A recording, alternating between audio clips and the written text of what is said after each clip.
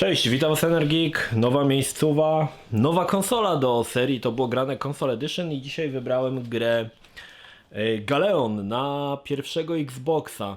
Nie bez przyczyny wybrałem Galeon, bo z Galeonem wiąże się, nie wiem czy ciekawa, ale wydaje mi się, że dość dziwna anegdotka związana z moim jakby życiem jako gracza. Otóż grę Galeon pierwszy raz zetknąłem się bardzo dawno temu, jeszcze za czasów, kiedy wychodził Secret Service i Top Secret w dziale zapowiedzi. Była taka niewielka wzmianka ze screenem wielkości znaczka pocztowego, która zapowiadała właśnie tą grę.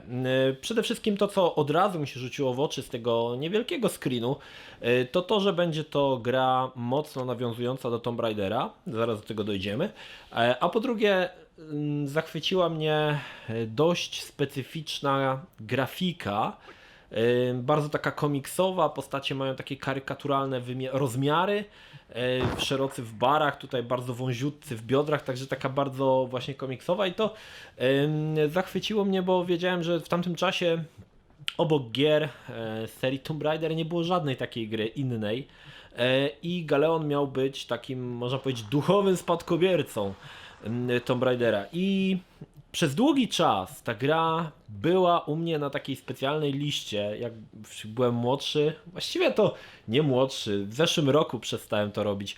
Robiłem taką listę, spisywałem sobie na kartce, w które gry będę chciał zagrać, które gry będę chciał kupić i kiedy mniej więcej one wychodzą. Przestałem już to robić, tak jak mówię, w zeszłym roku, ale myślę, że może większość z Was robi. Jeszcze miałem taki, później miałem taką manierę, że w kalendarzu zaznaczyłem daty, kiedy jaka gra wychodzi. Nie, dzisiaj już to przestałem robić, ale faktycznie Galeon bardzo długo na tej liście widnie, ja go przypisywałem na kolejne lata i w którymś momencie już po prostu gdzieś ten Galeon zniknął i przyznam Wam szczerze, że myślałem, że ta gra nigdy nie wyszła, bo ona miała wyjść oczywiście na PC-ta i gdzieś ten słuch o tym Galeonie zaginął i kiedy kupiłem sobie pierwszego Xboxa od Lumpa na rynku i zacząłem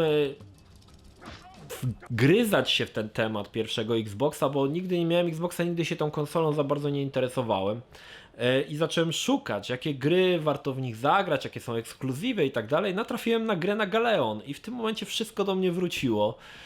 I okazało się, że ta gra wyszła, ma się dobrze, wyszła na Xboxa. Jest to jeden z tych tytułów, które nie wiem, czy one były może nie premierowych, ale gdzieś blisko premiery Galeon się pojawił. Dlaczego powiedziałem, że to duchowy spadkobierca Tomb Raidera? Ponieważ Galeon zaprojektował twórca Lara Croft. Po wypuszczeniu pierwszej części Tomb Raidera on odszedł z Core Design. On się nazywał Toby Gard i to była gra, którą stworzył zaraz po odejściu z Core Design i mnóstwo elementów, które były w Tomb Raiderze, znalazły się też w Galeonie. Natomiast dlaczego o tej grze nigdy, prawdopodobnie większość z Was nigdy nie słyszała, bo gdzieś ta gra zginęła w zalewie innych tytułów i powodów jest parę. Przede wszystkim koszmarnie zrobione sterowanie.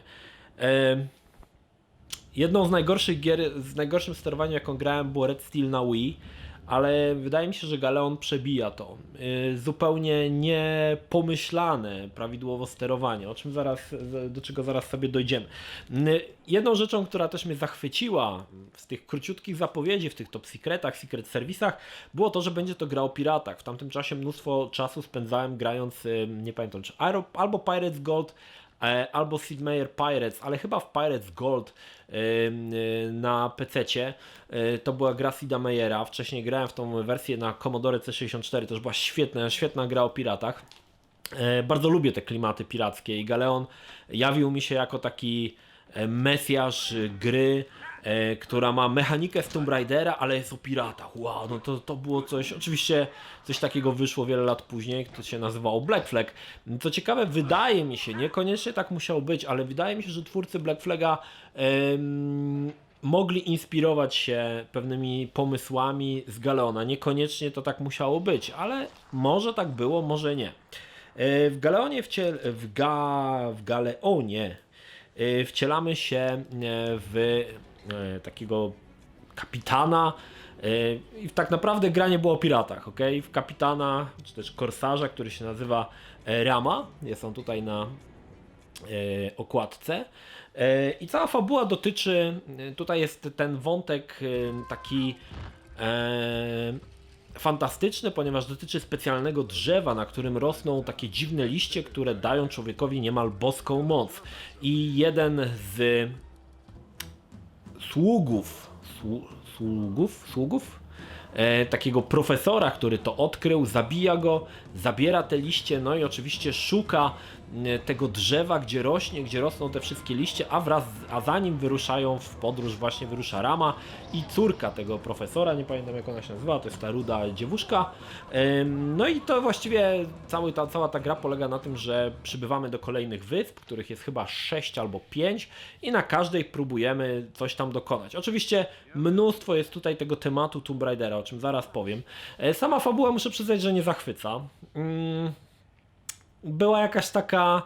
Zupełnie mnie nie obchodziło, co tam, czy mu się uda, czy mu się nie uda. To jest bardzo, bardzo duży problem dla gry, jeżeli nie ma jakiegoś takiego pędu do tego, żeby tą fabułę poznać, aczkolwiek paradoksalnie grało mi się w to bardzo dobrze i spędziłem cały czas, właściwie byłem ciekawy, co będzie dalej, chociaż ta fabuła nie zachwycała, ale bardziej interesowało mnie, jak będzie skonstruowane poziomy, bo niektóre z tych poziomów, no to jest, powiem wam, no to jest masakra, to jest masakra. Zresztą zaraz o tym jeszcze też wspomnę. Zacznijmy od tego, co jest w grze źle zrobione. Jest koszmarne, tak jak wspomniałem, sterowanie. Wyobraźcie sobie, że Toby Gard, może inaczej, problemy, które spotkały Galeon, wynikały, wydaje mi się, też z tego, że gra utkwiła w deweloperskim piekiełku. Początkowo gra miała pojawić się na PlayStation, później na Dreamcasta, później na GameCube'a. Koniec końców wyszła jako ekskluzyw na Xboxa. Te wszystkie przerzucanie się na kolejne konsole, no nie mogły wyjść grze na dobre i faktycznie widać, że dużo rzeczy zostało zrobionych po prostu źle. No, na pierwszym miejscu wysuwa się to sterowanie. Wyobraźcie sobie, że sterowanie postacią, jak i sterowanie kamerą jest na jednej gałce, na lewej gałce. Równocześnie biegasz i równocześnie sterujesz kamerą. W jaki sposób to działa?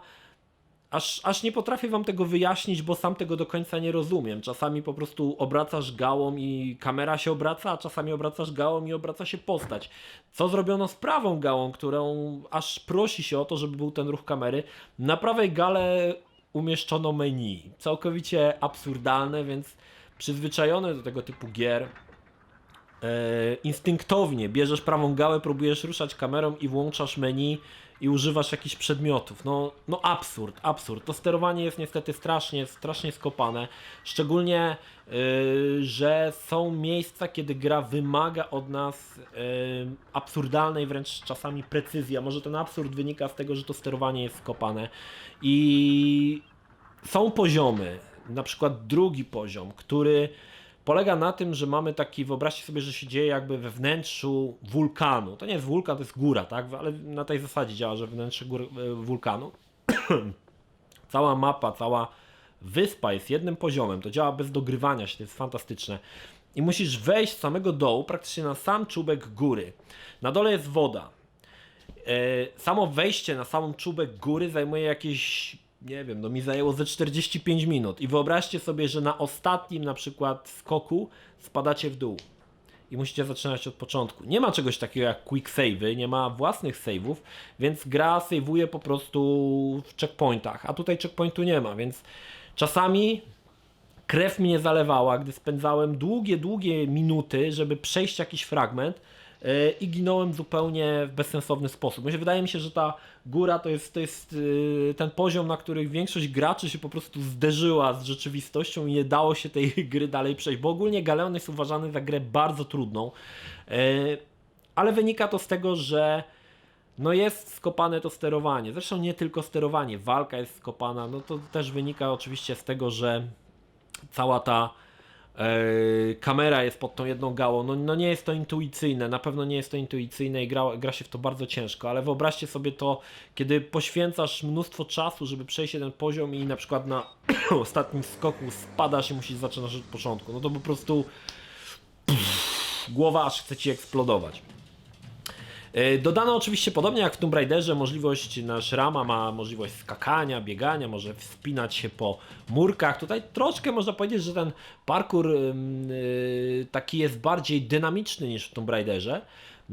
Aczkolwiek też twórcy troszkę wydaje mi się przesadzili, bo po pionowych murach, których Rama może się złapać, on po prostu wbiega na mur pionowy do góry, co jest dosyć dziwne, ale to też postanowiono w jakiś sposób skopać, ponieważ idąc na taki, znaczy skopać, wydaje mi się, że zamysł był dobry, tylko ponieważ Rama może po tym murze wchodzić w dowolny sposób. W górę, w dół, na boki. Nie ma tak jak w Tomb Raiderze określonej animacji, czy nie ma elementów zaczepienia, jak na przykład w serii Assassin's Creed, tylko możesz się swobodnie poruszać, więc kamera czasami po prostu ustawia się tak, że nie wiesz, gdzie jest góra, a gdzie dół.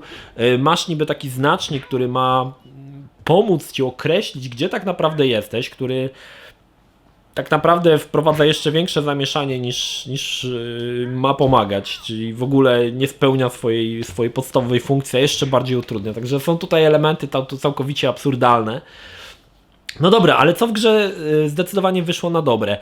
Przyznam szczerze, że ciężko mi też ocenić tą grę, jeżeli nie grałem w nią na premierę, bo wtedy zupełnie bym miał inne odczucia, aczkolwiek potrafię sobie wyobrazić, jakie gry wtedy wychodziły i przyrównać mniej więcej Galeon do tych gier, które wtedy się pojawiały. Przede wszystkim zachwycają animacje, które są wszystkie i też cutscenki, które są wszystkie liczone w czasie rzeczywistym, podobnie jak robił Hideo Kojima w Metal Gear Solid. Fantastycznie zrealizowana mimika, jak na tamte oczywiście czasy, mimika postaci jest absolutnie niesamowita. Także naprawdę te elementy muszę przyznać, że wyszły bardzo dobrze. Na początku gry, na samym początku gry tytuł nas troszkę mami, że każda z wysp będzie takim malutkim, ciężko powiedzieć, że sandboxem, będzie takim malutkim, otwartym światem, bo teoretycznie wyspa jest duża, możesz iść wszędzie, wspiąć się na jakieś mury, gdzieś iść, na jakieś totalnie w ogóle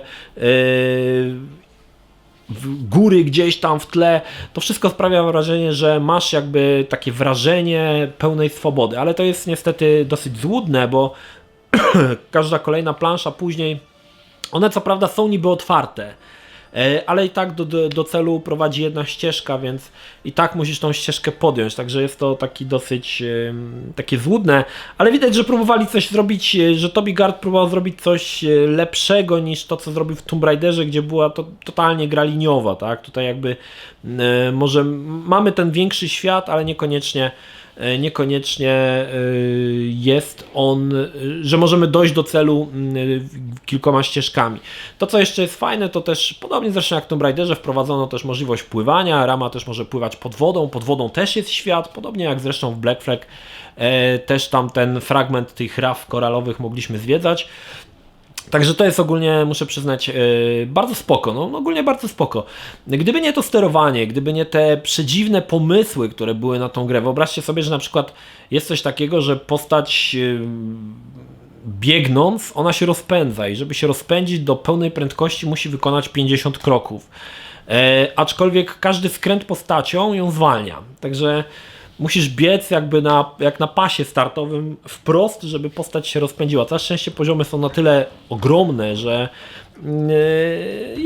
jest to możliwe, tak? Pewne elementy wprowadzono też, które były na przykład w Shadow of the Colossus, gdzie Rama musi wspiąć się na jakichś wielkich wrogów i załatwić ich podobnie jak w Shadow of the Colossus, znaleźć czułe miejsce, czuły punkt i wbić tam miecz kilkukrotnie. Podobnie, identycznie jak w Shadow of Colossus. No ale jeżeli zgapić od kogoś, to zgapić od najlepszych, bo wtedy no, takie jest ogólnie przesłanie, że jeżeli zgapić, to zgapić od najlepszych. Także te elementy też wyszły całkiem spoko. Gra też ma silne takie wątki przygodowe. Zbieramy jakieś przedmioty, używamy przedmiotów, troszkę jak w Tomb Raiderze, aczkolwiek wydaje mi się, że w Tomb Raiderze było to tak, że masz jakieś zamknięte drzwi, więc gdzieś tam musisz wejść, żeby znaleźć jakiś klucz. Tu jest to troszkę inaczej rozwiązane. Tutaj jest dużo jest szukania rzeczy, a dodatkowym utrudnieniem jest to, że tak jak powiedziałem, te otwarte mapy sprawiają, że bardzo często ciężko znaleźć jest obiekty, których szukamy. Na przykład jest taki pewien moment w grze, kiedy musimy nurkując znaleźć 6 części maszyny. One nie są w żaden sposób oznaczone, nie masz żadnego radaru, który ci pokazuje, gdzie ta część jest, więc jeżeli jesteś w pobliżu, to zaczyna wibrować lekko pad, ale naprawdę w pobliżu i wtedy może ci go oznaczyć, tak? Bo tu jest kolejna rzecz, która jest dosyć dziwna w Galeonie, ale wydaje mi się, że nie do końca dałoby się to inaczej zrobić. Na przykład jeżeli postać chce otworzyć drzwi, musimy te drzwi na przykład na początku oznaczyć. Wtedy gałką, pchając gałkę do góry, postać automatycznie skieruje się do miejsca, które jest oznaczone. To jest trochę ta pomoc właśnie z tą skopaną kamerą, także każdy obiekt, który chcemy podnieść, musimy najpierw oznaczyć i rama, potem musimy do niego podejść i w momencie, kiedy się zbliżymy, rama wykona jakąś tam czynność, jakąś animacja się załączy podnoszenia, wzięcia, uruchomienia i tak dalej, i tak dalej. Także no tutaj też wydaje mi się, że próbowano jakoś walczyć z tą zepsutą kamerą, w jaki sposób to zrobić, żeby to było dobrze, żeby to było grywalne, ale to nie do końca się udało. Mamy oczywiście walkę wręcz, tutaj też jest taki element, że możemy zbierać różne miecze, możemy zbierać jednostrzałowe pistolety, ale walka też jest zrealizowana dość kiepsko. Dość powiedzieć, że jakoś tak dziwnie to jest, że wroga nie możemy oznaczać, więc walczysz gałą, gałą, żeby się obrócić, żeby obrócić kamerę, jednocześnie naciskając po prostu na padzie, na pałę, wszystkie klawisze, wykonując ciosy, bo tak inaczej trochę tak, no nie bardzo się da. No tak jak wspomniałem, gra jest koszmarnie trudna, ale ta trudność wynika z tego, że przez całą grę, której przejście zajęło mi około 30 godzin, chyba ponad 30 godzin, przez całą grę walczyłem głównie ze sterowaniem, które no nijak się nie można do tego przyzwyczaić. No nie można się do tego przyzwyczaić i koniec. A jeżeli jeszcze w międzyczasie grasz w inne gry, na przykład nie wiem, na PlayStation 4 czy na Xbox One, no to wierz mi, że jest to jeszcze trudniejsze niż się to może wydawać, bo wracasz, to przyzwyczajenie wraca, że na prawej gale masz kamerę i potem wracasz do tego Galeona i jest zupełnie inaczej i po prostu już masz tego serdecznie dosyć. Także jest to dosyć trudne, jeżeli o to chodzi. Podobały mi się też pewne fajne elementy, które twórcy wprowadzili. One są co prawda na samym końcu gry, ale są całkiem spoko. Będziemy mieli możliwość sterowania ogromnym mechem, co jest też takim troszkę nawiązaniem do... Nie wiem, czy dokładnie, tutaj chciałem powiedzieć, że Shadow of the Colossus, ale nie do końca. Bardziej do jakiejś takiej gry, gdzie sterujemy na przykład Godzillą, tak? I walczą dwa ogromne stwory ze sobą. To jest krótki element, ale bardzo fajny.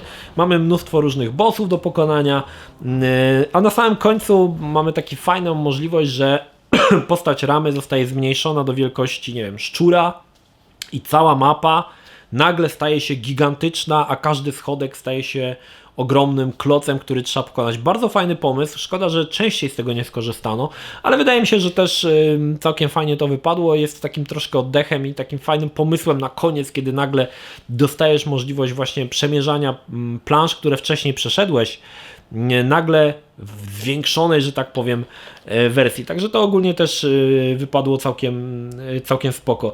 Ciekawostką jest to, że ponieważ gra wykorzystuje cutscenki w czasie rzeczywistym, no tekstur to też tutaj, znaczy tekstury są, ale one nie są jakoś specjalnie dobrej jakości. Cała gra zajmuje około 300 mega, czy tam 400 mega, to jakoś tak, nie więcej.